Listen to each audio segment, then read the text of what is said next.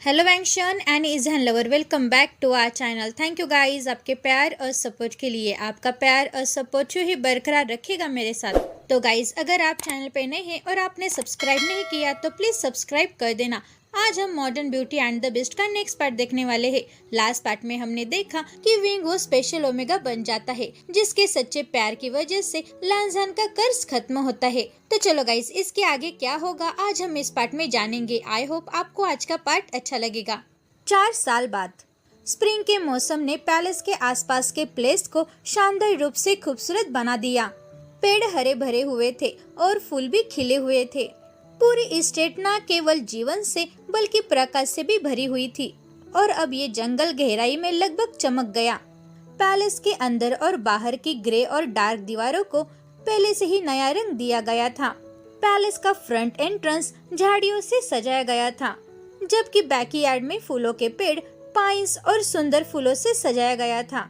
Specially flower में गुलाब और lavender के फ्लावर थे। इस वजह से इतना बड़ा पैलेस सच में बहुत ही खूबसूरत लग रहा था। बैकयार्ड में लांस एंड विंग के माता पिता के साथ टेबल पर बैठे हुए थे। उनकी बातचीत के दौरान लांजान की नजर कुछ दूरी पर जा रही थी, जहां विंग और उनका छोटा बेटा युवान खेल रहा था। वे दोनों लांजान से काफी दूर नहीं थे। वे दोनों एक चेरी ब्लॉसम के पेड़ के नीचे खेल रहे थे और दूसरी तरफ विंग वो थक कर एक बेंच पर बैठ गया और वो अपने बेटे को हंसते और खेलते हुए देख रहा था। युवान बेंच के सामने की घास पर बैठ गया और वो हंस रहा था और वो कई बनीज के साथ खेल रहा था जो उससे घेरे हुए थे। कुछ देर के बाद विंग भी अपने बेटे के बगल में बैठ गया और वो भी अपने बेटे और बनीज के साथ खेलने लगा।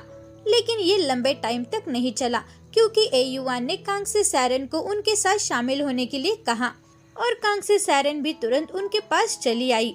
कांगसे सैरन ने अपनी दोपहर अपने बेटे और पोते के साथ स्पेंड की। इस बीच दोनों अल्फाज मेज पर बैठे हुए थे, लेकिन वे इस बात से थोड़ा दुखी थे कि युवान ने उन्हें खेलने के लिए इनवाइट नहीं किया। लांजान और वे चांगजे पहले से ही जानते हैं युवान का अल्फा पॉजिटिव नेचर, और युवान कभी भी उन दोनों अल्फाज को ओमेगा के पास जाने नहीं देता और इसी वजह से दोनों अल्फाज को कभी कभी ओमेगा से दूरी बनाए रखनी पड़ती है। शाम होते ही पूरा पैलेस शांत हो गया। सब पहले से ही अपने कमरे में सोए हुए थे। पूरे पैलेस में केवल एक ही कमरे में लाइट्स ऑन थी। हल्के नीले रंग के कमरे में छोटे छोटे दिए अभी भी जल रहे थे। लांजान ने अपने अल्फा बेटे को बेड पर लेटा दिया। उसके माथे पर एक गुड नाइट किस देने के बाद वो जाने ही वाला था कि उसके बेटे ने उसे रोक लिया। पिताजी रुकिए, आप याद कीजिए कि आपने मुझे एक कर्ज प्रिंस की कहानी सुनाने का प्रॉमिस किया था, युवान ने कहा। युवान बेटे, क्या तुम आज थके नहीं? क्योंकि मुझे लगता है कि तुम्हें कहानी सुनाने के लिए काफी देर हो चुकी है, लांजान ने अपने बेटे से कहा। प्लीज पापा, मैं इसे सुनने के लिए बहुत एक्साइटेड हूँ, प्लीज मुझे बताइए ना, युवान ने लांजान से रिक्वेस्ट की। ठीक है मेरे बेटे, बेड के किनारे पर बैठते हुए लांजान ने कहा। ठीक है, लेकिन जैसे ही कहानी खत्म होगी तुम्हें जल्दी से सोना होगा, लांजान ने थोड़ा सा सख्ती से कहा। युवान ने हाँ में अपना सिर हिलाया, लेकिन उसकी आंखें क्यूरियोसिटी से चमक रही थी। एक माइटी प्रिंस था जो अपने एम्पायर और अपने पैलेस का हायर था। ऐसी कोई भी चीज नहीं थी जो वो नहीं कर सकता। उसे अपने लाइफ में सब कुछ मिला, हैप्पीनेस, उसके दोस्त भी बहुत अच्छे थे और वो दोस्त उसके साथ लॉयल हुआ करते। बट प्रिंस कभी भी उनसे ठीक से बात नहीं करता। वो हमेशा उनके साथ रूड और कोल्ड रहता। प्रिंस ने अपने लाइफ में बहुत से वॉर जीते थे और वो अपने एम्पायर के सभी लोगों को, मतलब ओल्ड पर्सन, ओमेगा, बीटा या चिल्ड्रन, वो सभी को प्रोटेक्ट करता था। लेकिन एक दिन उनके एम्पायर पर किसी ने हमला किया और उस वॉर में और उन्होंने सभी को मार दिया और उन्होंने कुछ ओमेगा को अपने साथ ले गए। लेकिन प्रिंस और उसके दोस्तों ने उन सभी को मार दिया जिन्होंने भी उनके एम्पायर पर हमला किया था। लेकिन अनफॉर्चुनेटली उस दिन प्रिंस के लिए सब कुछ चेंज हो गया। प्रिंस को एक चुड़ैल ने कर्ज दिया। ये कर्ज ऐसा था कि वो हर रात एक मॉन्स्टर में चेंज हो जाएगा और अपना जीवन डार्कनेस में बिताएगा। हालांकि प्रिंस की कोई भी गलती नहीं थी, वो तो बस अपने एम्पायर और अपने लोगों को बचाना चाहता था। फिर भी भाग्य ने उसे बहुत बड़ा झटका दिया और प्रिंस उस चुड़ैल के कर्ज की वजह से एक मॉन्स्टर में चेंज हो गया और उस दिन प्रिंस ने अपना सब कुछ खो दिया। लैंजन अपने बेटे को स्टोरी सुना रहा था। पापा के इस स्टोरी का हैप्पी एंडिंग नहीं होगा? ए युआन ने सैड होकर कहा। बेटा, लाइफ में थोड़ी सी सैडनेस और पेन आएगा, इसका मतलब ये नहीं है कि इसका हैप्पी एंडिंग नहीं होगा, लैंजन ने कहा। लैंजन की बातें सुनकर ए युआन की आंखें फिर से चमक उठी और वो इस स्टोरी के अगले हिस्से के लिए और एक्साइटेड हो गया। ए युआन ने अपने छोटे से बनी को कसकर गले लगाया और कहानी सुनने लगा। कर्ज मिलने के कुछ सालों बाद राजकुमार को अपना प्यार मिला, अपना ओमेगा। ओमेगा और उस राजकुमार को एक दूसरे से प्यार हो गया, लेकिन एक दिन कुछ बुरे लोगों ने ओमेगा को छीन लिया और उन्होंने ओमेगा को चोट पहुंचाई। तब राजकुमार ने खोया हुआ महसूस किया, लेकिन एक रात आशा की एक छोटी चिंगारी के बाद उसने अपने प्यार के लिए अपना रास्ता ढूंढ लिया। राजकुमार को तब एहसास हुआ कि भाग्य ने उन्हें एहसास कराने के लिए उन्हें अलग कर दिया था, ना कि अपने डर और किसी को जीतने के लिए। उन दोनों ने कभी भी अपने प्यार के रास्ते में किसी को आने नहीं दिया। एक बार जब राजकुमार ने अपने डर पर काबू पा लिया तो वो अपने साथी के प्यार के लायक काफी स्ट्रांग हो गया और उन दोनों का सच्चा प्यार राजकुमार का कर्ज तोड़ने में सक्सेस रहा। तब राजकुमार और उसका ओमेगा खुशी से पैलेस में रहने लगे और सैडनेस उनके जीवन में कभी लौटकर नहीं आई। खैर, यह एक अल्फा राजकुमार की कहानी है, लैंजन ने स्टोरी को बताते हुए कहा।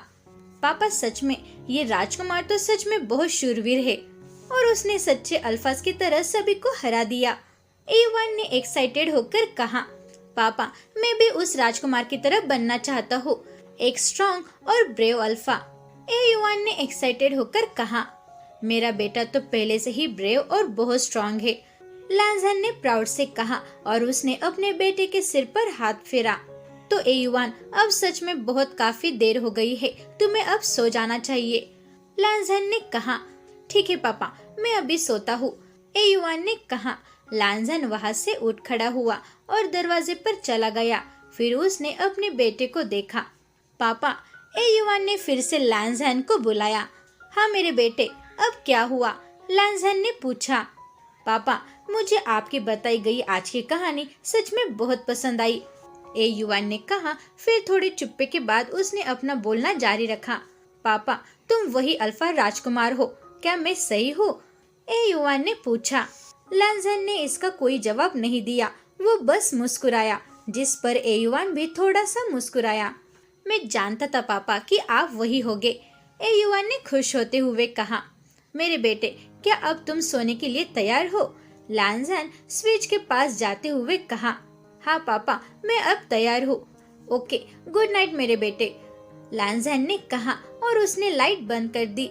फिर ए1 ने भी अपने पापा को गुड नाइट कहने के बाद उसने अपनी आंखें बंद कर ली और अपने बनी को गले लगाते हुए वो सो गया। लैंजन ने अपने बेटे के सो जाने तक इंतजार किया, फिर चुपचाप दरवाजा बंद कर दिया और कॉरिडोर से होकर वो नीचे चला गया और वो फाइनली अपने बेडरूम में पहुंच गया। लैंजन ने दरवाजा बंद कर दिया और बालकनी में चला गया, जहां उसका ओमेगा तारे भरे आकाश को देख रहा था। विंग ने एक लंबी व्हाइट और नीली ओम्ब्रे ड्रेस पहनी हुई थी, जिसके ऊपर सिल्वर कलर के स्टार भी चमक रहे थे। लेकिन ये ड्रेस का ग्लैमर नहीं था जिसने लैंजन को अट्रैक्ट किया था, बल्कि ये ग्लैमर तो विंग का था, जो ना चाहकर भी लैंजन को अट्रैक्ट करता है। विंग ने कुछ कदमों की आहट सुनी, लेकिन फिर भी उसने पीछे मुड़कर नहीं देखा, क्योंकि उसे पता था कि ये उसका अल्फा है।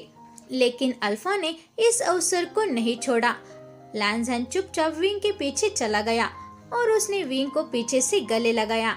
मुझे पता है विंग कि मैं इसे अक्सर कहता हूँ, लेकिन सच में आप रात में सबसे चमकीले और खूबसूरत सितारे होते हैं, लैंजन ने धीरे से कहा। हाँ लैंजन, तुम ये अक्सर कहते हो, लेकिन फिर भी अभी भी ये सुनना मुझे बहुत अच्छा लगता है, विंग ने कहा और वो थोड़ा मुस्कुराया। लैंजन, लेकिन क्या ये आप ड्रेस के कारण कह रहे हैं, विंग ने थोड़ा एक्साइटेड होकर पूछा। नहीं विंग, ये ड्रेस की वजह से नहीं है, और सच में ये आप है जो हर रात चमकते हैं। विंग ने अल्फा की गोल्डन आईज में देखने के लिए पीछे मुड़ा और अल्फा ने एक चमकदार स्माइल के साथ उसका वेलकम किया। विंग ने लैंजन द्वारा दी गई तारीफ के लिए उसने उसे एक किस करके शुक्रिया किया। लैंजन, क्या युवान सो रहा है, ओमेगा ने पूछा। हाँ विंग, मैंने उससे एक कहानी सुनाई, उसे वो कहानी सच में बहुत पसंद आई। लैंसन ने मुस्कुराते हुए कहा। लैंसन, वो कहानी कौन सी थी? विंग ने पूछा। परियों की कहानी और एक ब्यूटी और मॉन्स्टर की कहानी। लैंसन ने कहा। क्या तुमने हमारी कहानी बताई? क्या ये ठीक है? विंग ने पूछा और अल्फा ने हाँ में अपना सिर हिलाया। लैंसन, तुम जानते हो कि जब तुम अपने बारे में नेगेटिव बातें करते हो तो मुझे ये बिल्कुल भी पसंद नहीं है। यदि ये आपके कर्ज के लिए नहीं होता तो अब हम। विंग कुछ कहने ही वाला था तभी लैंसन ने उसे कट कर दिया। हाँ मैं जानता हूँ विंग, लेकिन कर्ज के बारे में एक अच्छी बात है और मैं अपने कर्ज को शुक्रिया भी कहता हूँ। मुझे पता है कि मेरा कर्ज मेरे लाइफ में सबसे बुरी चीज थी, लेकिन उसी वजह से मुझे अपने लाइफ में सबसे खूबसूरत और सबसे इम्पोर्टेंट चीज मिल गई। मेरे लिए तो इम्पोर्टेंट बस तुम, हमारा बेटा और अपनी फैमिली है, लैंसन ने कहा। विंग ने अपना हाथ लैंसन के चारों ओर रखा और उसके करीब झुक गया। लैंसन, आई लव यू लैंसन, विंग ने चमकती हुई आंखों से कहा। विंग, मैं भी तुमसे बहुत प्यार करता हूँ, मेरी जान से भी ज्यादा, लैंसन ने एक बड़ी स्माइल के साथ कहा। वे दोनों अभी भी बालकनी में खड़े थे और सितारों के नीचे एक दूसरे को किस कर रहे थे। उन दोनों ने अपनी कहानी एक फेरी टेल की कहानी जैसे खत्म की। तो गाइस फाइनली आज ये फैन फिक्शन खत्म हो गया। तो गाइस आपको ये एफएफ कैसा लगा? Thank you very much guys आपके प्यार और सपोर्ट के लिए। आपने सच में मुझे बहुत सपोर्ट किया है। गाइस मुझे पता है कि आपको ये कहानी बहुत ही बोरिंग लग रही थी क्योंकि इसमें कुछ भी रोमांटिक मोमेंट्स नहीं थे, लेकिन रोमांटिक को थोड़ा नजरअंदाज करेंगे तो ये कहानी सच में बहुत अच्छी थी। अगर आपको रोमांटिक नहीं बल्कि कुछ अलग सुनना है तो ये कहानी जरूर सुनेगा।